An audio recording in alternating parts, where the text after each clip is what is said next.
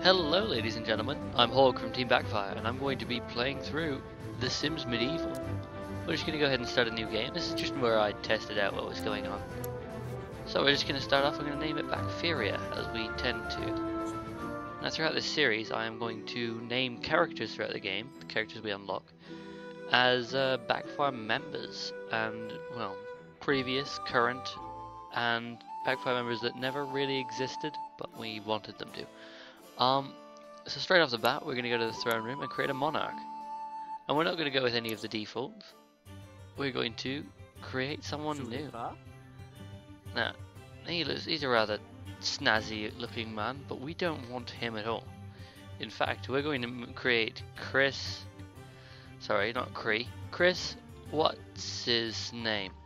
Because he is a guy who's in our Skype call, has always been in our Skype call, and nobody has any idea who he is. We have no idea of the origin of Chris, we have no idea why Chris is in our Skype, but we refuse to remove him simply because once in a while he speaks up and it's amazing. We have no idea what to say, because we have no idea who he is. So we're just going to create Chris and we'll make him a young guy, we'll make him a bit less muscular than that, as he must be a gamer. We'll say he's eloquent, as a king must be. I mean, because every time he speaks we're all caught off guard and amazed and happy. And he is scholarly. He wants to learn everything ever. But another thing to note about him is not that he's insecure. What else should we have here?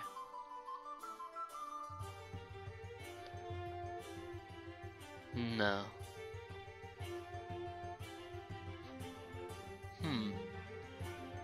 Perhaps we'll make him a compulsive gambler, which will make things difficult, as the mood benefit for not gambling can really be a pain in the arse sometimes, but I'd say it's worth it. Now, let's give him a haircut, and since nobody really knows who Chris is, we can make him look however we'd like. That's a Italian looking haircut. Oh yeah. But to be honest, I'm thinking of going for more of a Gaelic style. Oh yeah. He's got to be a proper king, of course. Let's give him some lighter eyebrows. And they've got to match his root hair colour. And as a king, he should have some very royal looking facial hair. Perhaps something along the lines of that. Now, to recreate his face, he's got to be tough looking, he's got to be strong. We can't have him having a big fat gob. That's not bad. His eyes. Now, his eyes are really a big deal, because we want him to look commanding and authoritative. That's not bad. The way his eyebrows come in like that, I don't mind. Now for a nose. I kind of like that sharp point, but let's where's the length slider? Let's bring it in a little, make it a bit flatter. There we go, it's a decent point. And now for a mouth.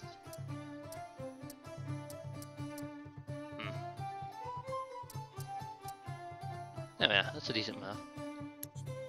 Now, let's get him some clothing. So we've got the, nice and Celtic, nice and Gaelic. A bit more English and, well, actually that's more Scottish. Again, Gaelic, I like that. Right, fancy proper English, fancy proper English. I'd say that's more Norwegian. Oh, proper warrior king. Looks like and even better for an English warrior king. Looks like King Henry or something like that. But no, I think we'll go for this one in green. Yeah, that looks good for a king. And we'll save that. And this shall be our king. Now, one thing to note about The Sims Medieval is it takes a very drastic turn from the rest of The Sims. In fact, there is no micromanaging. You have to well, very, very little micromanaging. The only way to play the game is to take on a quest. So the first thing we're going to do is we're going to take the first steps quest, which is just going to get you set up. It's meant to teach you how to be a king. Now the big thing about this one is the big thing about The Sims Medieval is you don't have any needs in these panels. You actually only have two needs in the entire game. That's hunger and energy. So as long as you keep fed and rest every so often, you don't need to worry about any of that. You can manage your kingly duties as need be. Now, our quest over here is telling me that we need to gussy up in the mirror upstairs. And we'll get 10 experience for that, so we might as well go ahead and do it. And now we're up here. Buddy new. And you can see that we have a level 1 monarch here, who's agnostic. He does not have a faith. Polestone. Which is alright, because we don't really need a religion just yet. We don't have a church to support it. And as you level up, you gain new benefits. You notice on the side here, there is a quest performance.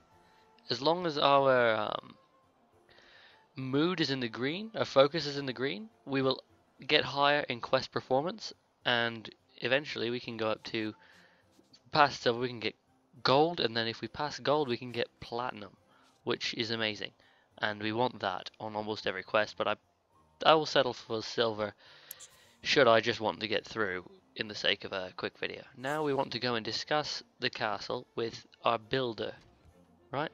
Yeah, Buildmaster Brennan, who happens to be sitting here by the throne. So we'll just knock it up a little bit and speed that along. The throne room's all done, my lord. Needs more resources, wood, stone, and supplies. And it looks like we're going to go out and get those. So first things first, let's head out to the woods. We don't really have time to chat, Brennan. We want to go and fetch those supplies. So out we leave the castle, and we head on down. Down the little path. One thing to note is, as it sits, this massive open green space, that is our entire kingdom. That is what we have control over. And we'll get a bit more in depth on that in a couple minutes here. Forest. First thing we want to do is, evidently he wants to pick some wildflowers. So let's have a look. Are these wildflowers? And yes they are. Well, let's pick them then. In our inventory we have a longsword and some chainmail should the need for combat arise. But we pick the flowers with ease. And what do we get? Grassweed, which I do not want. And 2 wildflowers. Perfect. We can maybe woo somebody with those. Get ourselves a nice, lovely girlfriend. As a good king should do. Ooh, this guy just asked us for money, and he's trying to steal from me. Let's challenge him to a duel. And the gloves are off, my friend. He picks it up and accepts my duel offer. You think he can beat me? We'll see about that. I suit out. He whips out his sword and slashed him in the hand. Nice parry. Nice parry.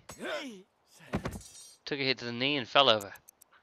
We'll just lay there for a few minutes before getting up and fighting back. Ah, now he's slapping us. And this time we knock him over. So combat's fairly back and forth. You can have a character who's very good at it. Like if my king was ended up being like level 5, this would be an easy fight, a very easy fight. Sorry, I just knocked something over. As it sits, it's still a very easy fight. Madness could really be a problem in Bacteria, but a knight or a spy could curb that. Now I can collect wooden piece. Well, I suppose we should do that. And we'll just leave him there unconscious. Because evidently all our sword does, it's so blunt, is it just knocks him unconscious. All that said was we collected some wood, yay, we're back. Now, next stop, go to the graveyard. And I wonder what we're going to get at the graveyard. Are we just going to steal tombstones? use those as the stone for our building, which would actually be really ominous. Can you imagine seeing a castle built entirely of tombstones? It's got like the names of dead people on it. That'd be wicked. He needs a word about the work. Discuss grave digging.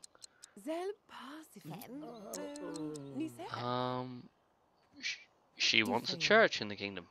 Interesting proposition. I'll consider it, but we need to collect stone for now in the mine here. The mine happens to be right next to the graveyard. Now, if we do end up building a church, they get built on this land here. So these two open fields, that's where churches end up. So should we ever build a church, we know where it'll be. We find a small chest sitting in a puddle, we'll open it. Hey, $125. Simoleons, rather. That's good. I think they're actually just simoles in this, which is a reference to the Roman dinars, which eventually became denarii. And, yeah.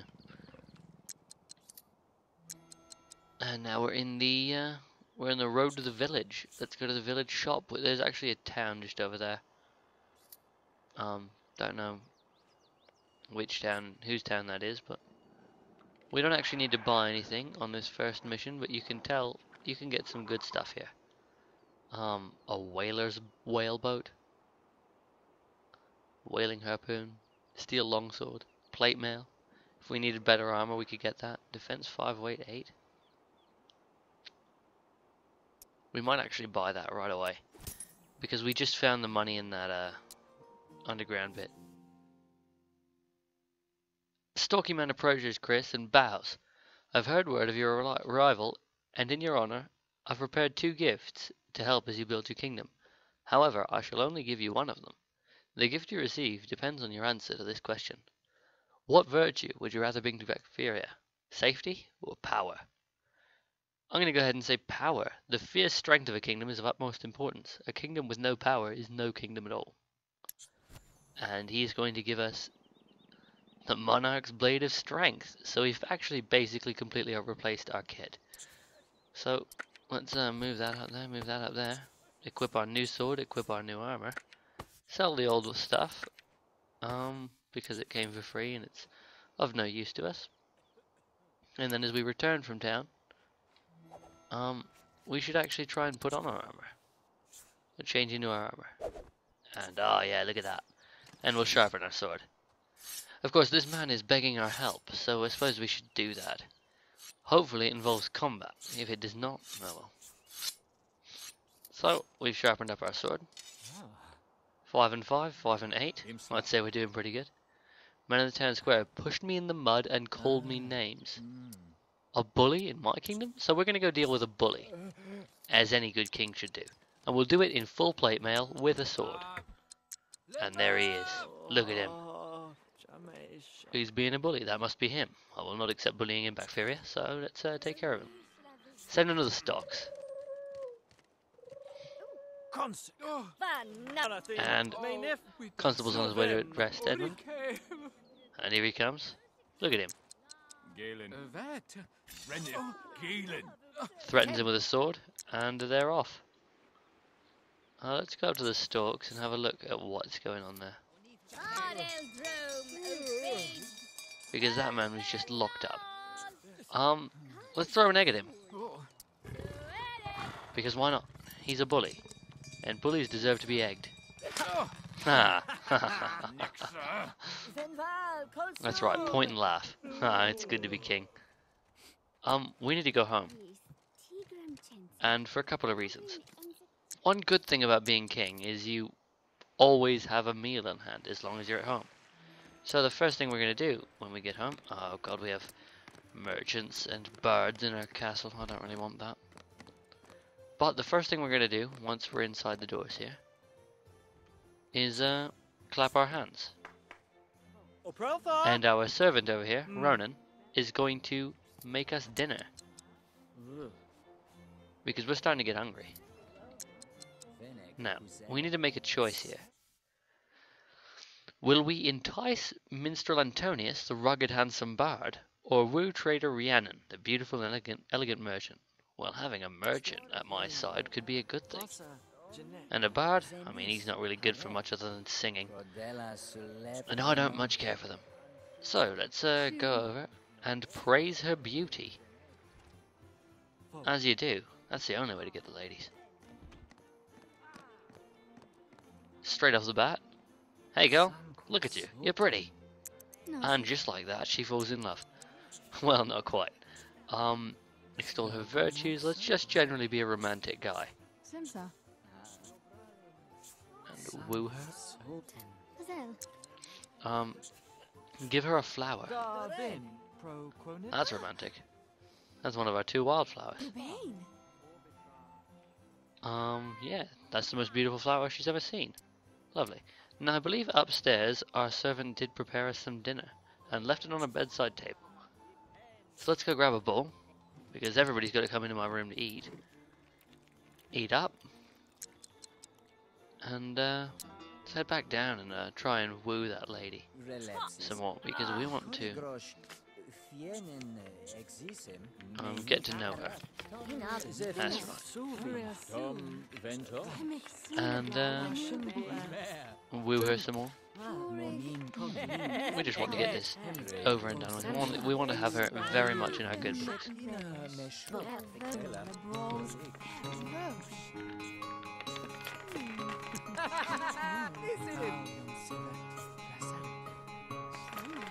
She's going to talk to me in some kind of romantic way. We're going to give her a romantic hug, because that's a good idea. Praise her beauty some more.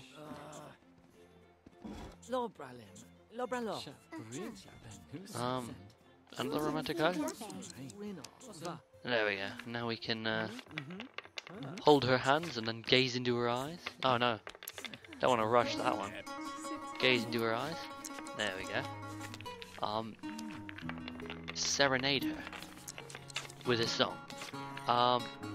Pronounce your undying devotion, whisper sweet nothings, and then you can kiss her. Yeah, why not?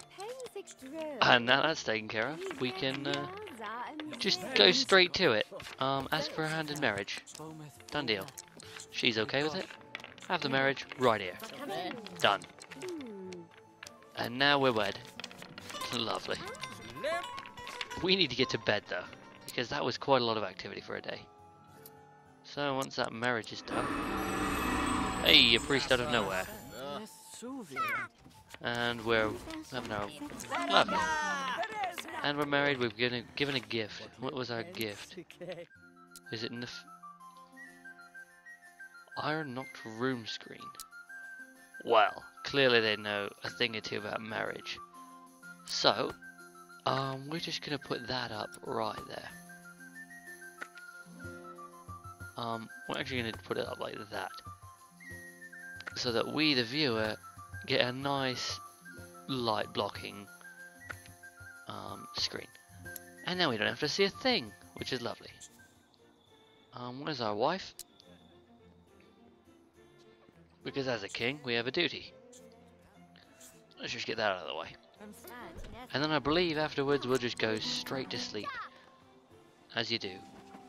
Ta-da! Lovely. And we sleep until 6 AM. Perfect. That is how you do it. Right there. And now that that is out of the way, we can, uh-oh, don't want to move that. Put that just at the foot of the bed. And that's dramatically so. There we are. See, now they've got space to move around a bit. I like the fact that we have one at the head of the bed and one at the foot of the bed. Just to make sure that is taken care of.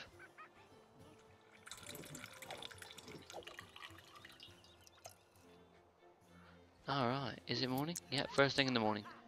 Let's go and give the resources to our builder. And I'm going to try and keep these videos to 1 quest per video. Now this is a reasonably long video, or a reasonably long quest, so take time to myself. Well, we have a couple of duties here. We need to ask 2 citizens about life in Bacteria. So we will go and be friendly with this man, gossip, get to know, discuss the state of the kingdom, and ask him about his religion. And once we're a little bit friendlier with him, Mr. Antonius, we'll ask him about life here. And he will tell us absolutely nothing, which is fine, I guess. Call him over. Yeah, bow before me. Friendly. How's he doing? Discuss art.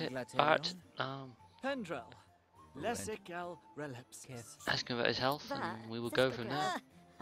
Maybe I'll be able to ask him about life. Key to my rule. So, we've got 2 of those responsibilities done.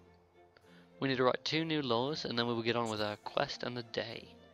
So, we will write 2 new laws, get those out of the way. Ta-da, that's done. Hunt and kill a great bear. Well, we need to write a letter for hire first, because that is what our quest demands of us. And check that out, we're on the gold level. That is because this bar, this focus meter, has been full for so long that it's boosted this tremendously.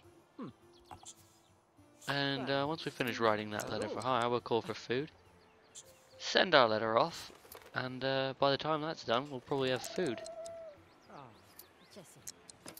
Yep, there's food, there's breakfast. Eat up. Up next, we need to ask our royal advisor for advice. Might as well get that out of the way. Charlotte is our royal advisor. Good to know. Thanks, Charlotte. Throne room's a bit lacking. We'll want to furnish it. I suppose we can get that done. Hold up. Let's sort by collection. We'll go for a... No, sort by function, decor, sculptures is what we want in our throne room, because our throne room isn't complete with some sort of sculpture. A wall fountain? Actually, that might go great right there. We just need to get rid of a couple of things. Because that would be pretty cool, coming into the throne room and seeing that. So let's take our grab tool. We'll nab that torch off the wall. And we will... Oh no, we can't do still. Oh, it's because that guy is still there. Can that fit there now? Yeah. That'll look lovely. Now for lighting, we will need to put a torch or some sort of lantern down. Floor lamps, there we are. Not a battle standard. Why don't we just take this guy, this stamp tool, and copy that guy and just toss him right there. Perfect. And then we can go back to live mode. And look at our fountain. Isn't it lovely? Right, next they want us to declare the throne room open. But before we do that, I kind of want to go out to the woods and take care of this responsibility, which is hunt and kill a great bear. Wouldn't that be pretty cool to get out of the way? So off we go down the path to the woods. We arrive into the woods, hunt for a great bear, and off we go. So we get a crap ton of experience for that, which is good. We come back, 4 choice chunks of bear meat. We snuck up and surprised him. So let's head back home and declare the throne room open, because both our responsibilities are taken care of, and we have time to entertain guests. And to do that, we whip out a scroll. Neglorum Cabral, which is may my throne room be open in Simlish. View the political situation. We should get that done. That's over here at the tactical map, which will become a valuable resource for our next character, who I hope you'll all be glad to see. So, this is my kingdom. Here's Bacteria. We have the control about it, and we can replace this with our own story. And I think I'll do that off camera between this video and the next. Next door, we have Tridney. They're annexed and loyal. Their leader is the merchant princess Therese of Tridney.